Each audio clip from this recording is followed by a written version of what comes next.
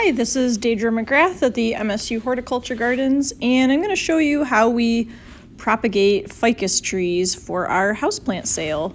And we have an entire conservatory full of ficus trees. This is where we host a lot of our weddings, and they're a really nice backdrop. But we also use them as stock plants. So I'm going to take some cuttings off of these, and I'm going to show you how we root them. And I'm taking these cuttings in January because it takes quite a while for them to root.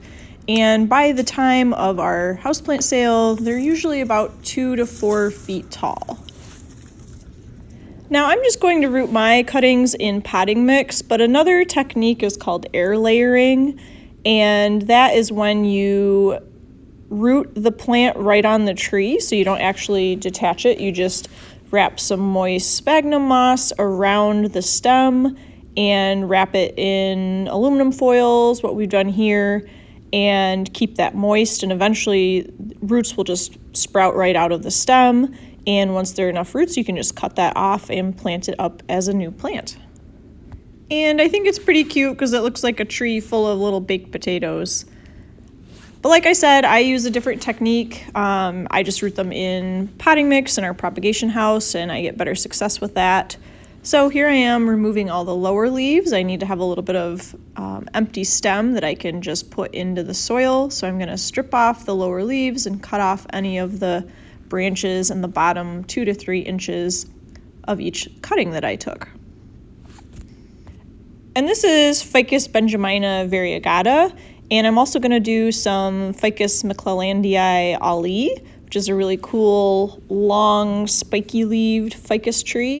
So next I'm going to fill up all of my little 4-inch pots, and I like to just throw them all in the soil barrel. I'll do 8 or 10 at a time, and I just fill them up all the way to the top. It's really important to fill your pots all the way to the top because once you water them in, that soil is going to compact quite a bit.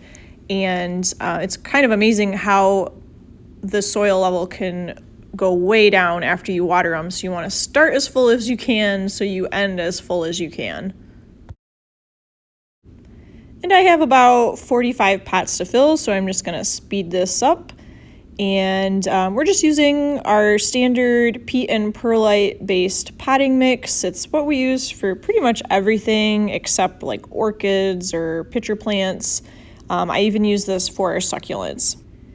So I'm going to stick all the cuttings in the same rooting hormone that we also use for pretty much everything and stick them into those little 4-inch pots. And there's the Ficus ali variety. And here's what they look like once they were all inserted into their pots. Here's the Ficus ali, the Ficus benjamina variegata, and now I'm going to take them into our propagation house where there's high humidity, and they're going to be misted very frequently over the next several weeks as they root.